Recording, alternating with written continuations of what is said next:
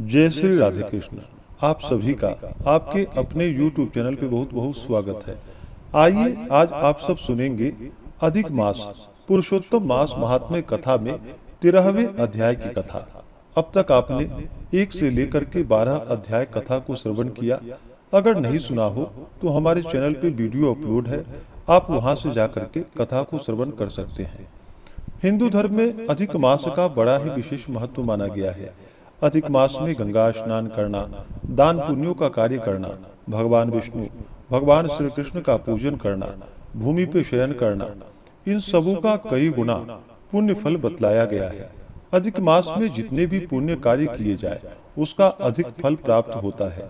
वहीं पे पाप कार्य किए जाए तो उसका भी फल अधिक होता है। तो आइए सुनते हैं अधिक मास महात्म्य कथा में 13वें अध्याय की कथा। तो बोलिए प्रेम से भगवान विष्णु की जय, माता लक्ष्मी की जय, श्री राधा कृष्ण की जय, पुरुषोत्तम भगवान की जय, सर्वदेवी देवता की जय। ऋषि लोग बोले कि हे सूत, हे महाभाग, हे सूत, हे बोलने वालों में श्रेष्ठ, पुरुषोत्तम के सेवन से राजा दृढ़ धनवा, शोभन राज्य, पुत्र आदि तथा पतिव्रता स्त्री को किस तरह प्राप्त किया और योगियों को भी दुर्लभ भगवान के लोक को किस तरह प्राप्त हुआ। हे तात, आपके मुख कमल से बार बार कथासार सुनने वाले हम लोगों को अमृत पान करने वाले के समान कथामृत पान से तृप्ति नहीं होती। इस कारण से इस पुरातन इतिहास को विस्तार पूर्वक कहिए।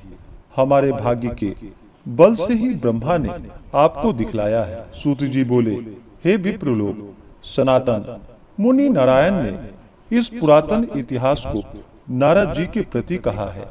वही इतिहास इस समय मैं आप लोगों से कहता हूँ। मैंने जैसे गुरु के मुख से राजा दृढ़ धनवा का पापनाशक चरित्र पढ़ा है, उसको सब मुनि श्रवण करे। श्री नारायण बोले, हे ब्राह्मण नारद, सुनिए, मैं पवित्र करने वाली गंगा के समान राजा दृढ़ धनवा की सुंदर तथा प्राचीन कथा कहूंगा। है देश का रक्षक, श्रीमान, बुद्धिमान तथा सत्य पराक्रमी चित्रधर्मा नाम का राजा था।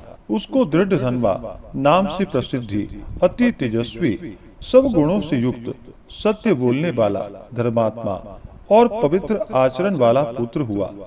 कान तक लंबे नेत्र वाला, चौड़ी छाती वाला, बड़ी भुजा वाला, महातेजस्वी वह राजा दृढ़ धनवा प्रशस्त गुण समूहों के साथ साथ बढ़ता जा रहा था। वह चतुर राजा दृढ़ धनवा प्रसन्नता के साथ गुरु के मुख से एक बार कहने मात्र से पूर्व में पढ़े हुए के समान व्याकरण आदि 6 अंगों के साथ 4 वेदों का अध्ययन कर, गुरु को दक्षिणा देकर और विधि पूर्वक उनकी पूजा कर, बुद्धिमान राजा गुरु की आज्ञा से पिता चित्रधर्मा के पुर को गया। अपने नगर में वास करने वाले प्रजा वर्ग के नेत्रों को आनंदित करता हुआ जिस पुत्र को देखकर राजा चित्रधर्मा भी अत्यंत हर्ष को प्राप्त हुआ। पुत्र जवान हो, संपूर्ण धर्म को जानने वाला हो और प्रजा पालक में समर्थ हो, इससे बढ़कर सार शून्य इस संसार में और क्या है, अर्थात कुछ नहीं है।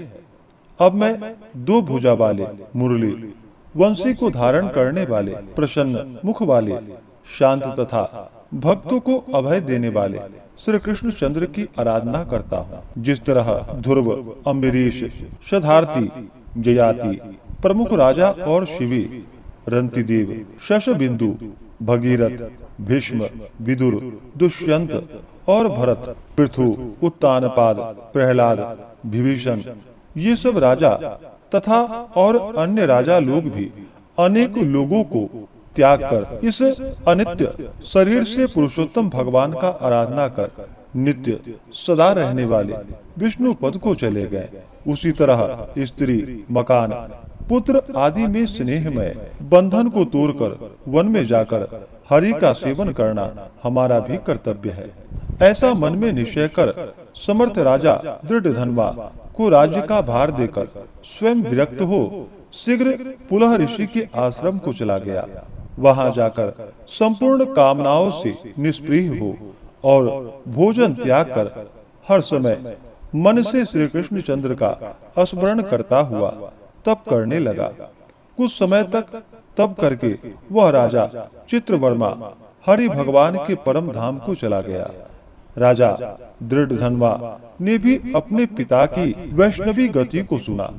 उस समय पिता के परम धाम गमन के हर्ष और वियोग होने से शोक युक्त राजा दृढ़धनवा पितृभक्ति से विद्वानों के वचन में स्थित होकर पारलौकिक क्रिया को करने लगा। नीति शास्त्र में विशारद चतुर राजा दृढ़धनवा अत्यंत शोभित पवित्र पुष्करावर्तक नगर में राज्य करने लगा। अच्छे स्वभाव वाली विदर्भ राज की कन्या उसकी स्त्री गुण सुंदरी नाम की थी। पृथ्वी पर रूप में उसके समान दूसरी स्त्री नहीं थी। उस गुण सुंदरी ने सुंदर चतुर शुभ आचरण वाले 4 पुत्रों को उत्पन्न किया और संपूर्ण लक्षणों से युक्त चारुमती नामक कन्या को उत्पन्न किया। चित्रवाक, चित्रवाह, मणिमान और चित्रकुंडल नाम वाले वे सब बड़े मानी सूर अपने अपने नाम से पृथक विख्यात होने लगे। राजा दृढ़धनवा सर्वगुणी प्रसिद्ध शांत दांत दृढ़ प्रतिज्ञ रूपवान गुणवान वीर श्रीमान स्वभाव से सुंदर 4 वेद और व्याकरण आदि 6 अंगों को जानने वाला वाग्मी वाक चतुर धनुर्विद्या में निपुण अरिशंग वर्ग काम क्रोध लोभ मोह मद और मात्सर्य को जीतने वाला और शत्रु समुदाय का नाश करने वाला क्षमा में पृथ्वी के समान गंभीरता में समुद्र के समान समता सम व्यवहार में पितामह ब्रह्मा के समानता प्रसन्नता में शंकर के समान एक पत्नी व्रत एक ही स्त्री से विवाह करने का व्रत को करने वाले दूसरे रामचंद्र के समान अत्यंत उग्र पराक्रमशाली दूसरे कार्तवीर्य सहस्त्रार्जुन के समान था। नारायण बोले, एक समय रात्रि में शयन किए हुए उस राजा दृढ़धनवा को चिंता हुई कि अहो यह वैभव संपत्ति किस महान पुण्य के कारण हमें प्राप्त हुआ है। न तो मैंने तप किया, न तो दान किया और न कहीं पर कुछ हवन ही किया। मैं इस भाग्योदय का कारण किससे पूछूं? इस प्रकार चिंता करते ही राजा दृढ़धनवा की रात्रि बीत गई।